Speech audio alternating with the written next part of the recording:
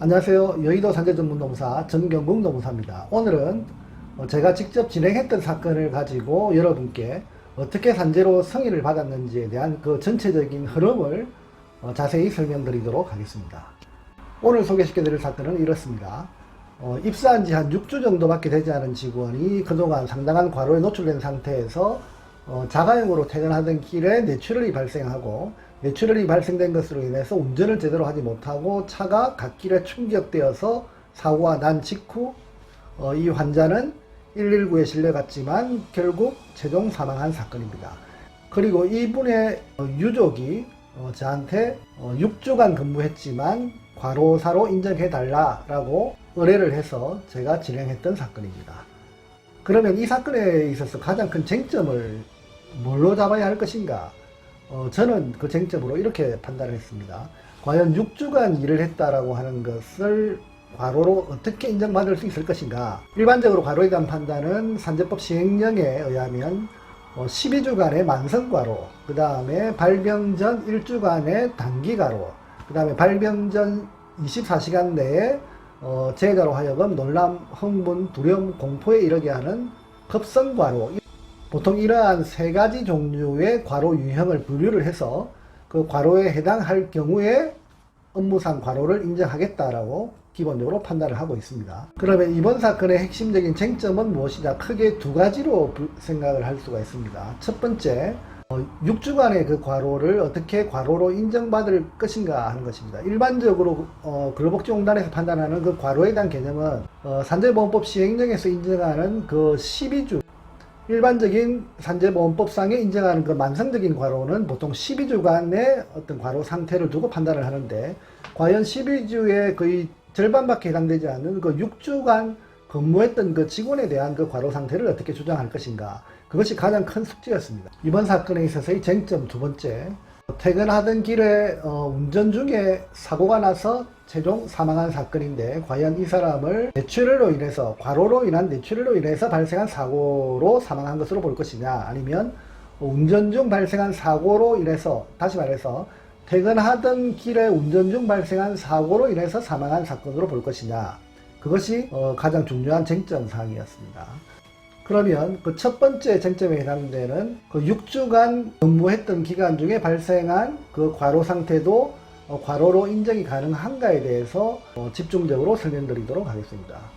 그 첫 번째는, 우선 고인의 과로를 입증하기 위해서는 출퇴근 시간에 대한 확인 작업이 필요한데, 아쉽게도 이분 같은 경우에는 워낙 영세한 사업장에서 근무하셨던 분이기 때문에 출퇴근에 대한 전산기록 자료가 전혀 없었습니다. 그러면 과연 그 출퇴근에 대한 전산기록 자료가 없어서 어떻게 그러면 출퇴근에 대한 시간을 주장할 것인가? 물론 사업주는 출근 시간이 몇 시고 퇴근 시간이 몇 시였다라고 주장을 하지만 그 내용을 근로복지공단에서 그냥 구조진술에 의거해서 쉽게 인정해 주질 않습니다. 그래서 객관적인 자료를 어떻게든 확보를 해야 되는데, 그래서 제가 처음에 고민했던 부분이, 이분이 자가용을 가지고 출퇴근하시는 분이기 때문에 그 차에는 블랙박스가 있을 것이다.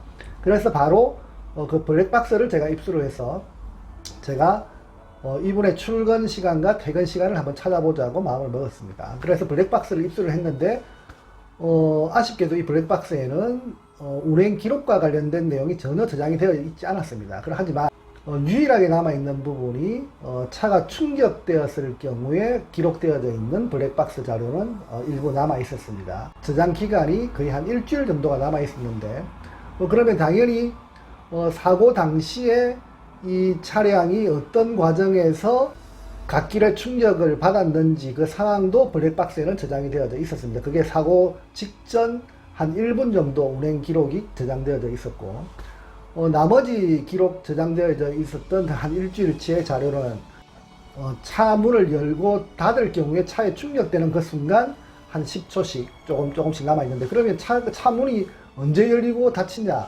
결국은 이분이 집에 도착하면 차문을 열고 닫습니다. 그러면 그때 집에 도착한 시간, 그 다음에 이분이 공장에 출근했을 경우에 도착했을 때 문을 열고 닫으니까 그때 저장했을 때 그 블랙박스 정면에 보이는 그 장소, 그래서 이걸 근거로 이분은 통상적으로 출근 시간은 거의 7시 전, 그 다음에 퇴근 시간은 통상 8시 내지는 7시 반, 뭐 9시 이런 식으로 확인을 할 수가 있었습니다. 그러면 이 시간이 곧 통상적으로 6주간 일반적으로 근무했던 시간이다라고 저는 이제 근로복지공단의 일반적인 이분의 근무 시간이라고 주장을 했고, 그 주장에 대한 근거로 사업주의 진술을 보충해서 객관화시키는 작업을 했던 것입니다.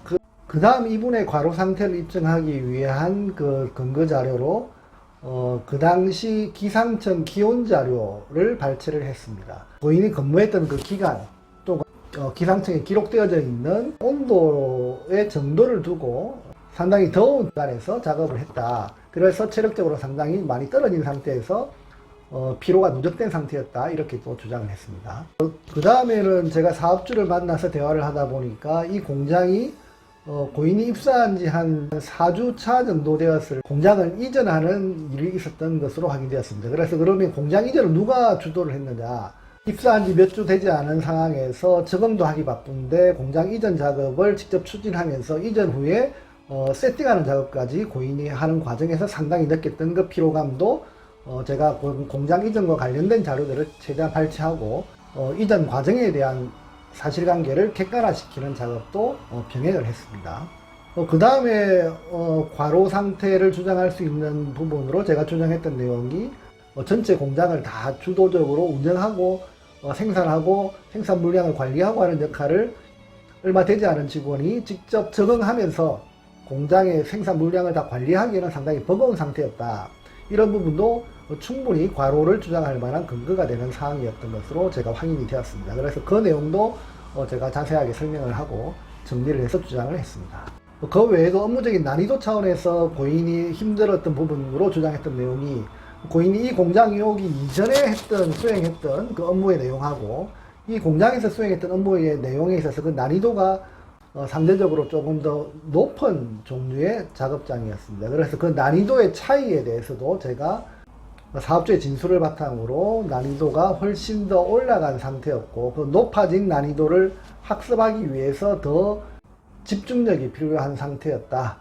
그런 부분도 함께 주장을 했습니다. 결론적으로 근무기간이 비록 6주라고 하는 짧은 시간 동안 근무했다 하더라도 그 기간 동안 집중적으로 이분에게 가중부화되어져 있는 업무 환경, 그 다음에 열악한 시설, 업무 내용상의 난이도, 그리고 입사한 지 얼마 되지도 않은 상태에서 공장장의 역할을 부여받아서 수행해야 하는 그 책임감의 정도, 그리고 출퇴근 시간을 가늠해서 확인했던 짧은 기간의 급성적인 과로 상태, 이런 다양한 어떤 업무상의 책임, 난이도, 환경, 과로의 정도, 업무 양의 증가, 이런 사항을 집중적으로 비록 짧은 시간이었지만 가중부하가 걸렸다.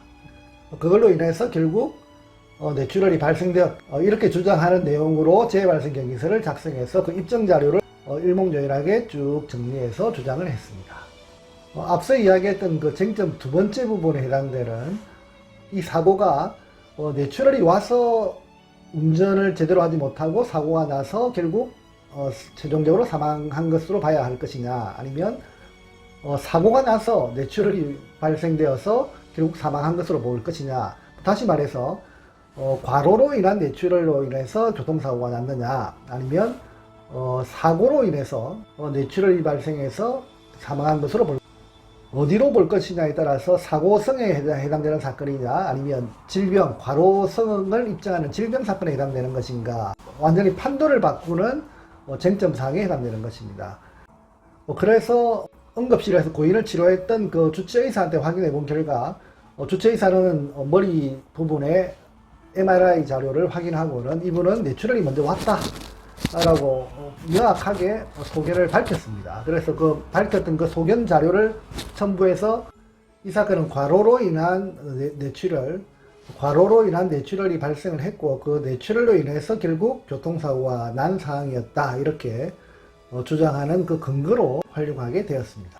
결과적으로 이 사건은 최종적으로 산재 승인을 받았습니다. 받게 된 결과 모친이 상당히 연세도 많으셨습니다. 연세도 많고 사실 경제적인 능력이 전혀 없는 상태였고, 이 아들이 돌아가시고 나서는 사실 앞으로 어떻게 살 것인가에 대해서 상당히 어려운 경제적으로 상당히 힘든 상황이었는데 다행히도 비록 기간은 상당히 많이 걸렸지만 산재로 승인받아서 지금은 매달 연금을 받아가면서 이 모친이 돌아가실 때까지 비록 아들을 잃은 그 아픔은 크지만 경제적으로는 조금 생활을 할 수 있을 정도 수준으로 유족연금을 지금 계속 받게 되는 결과를 만들어냈습니다.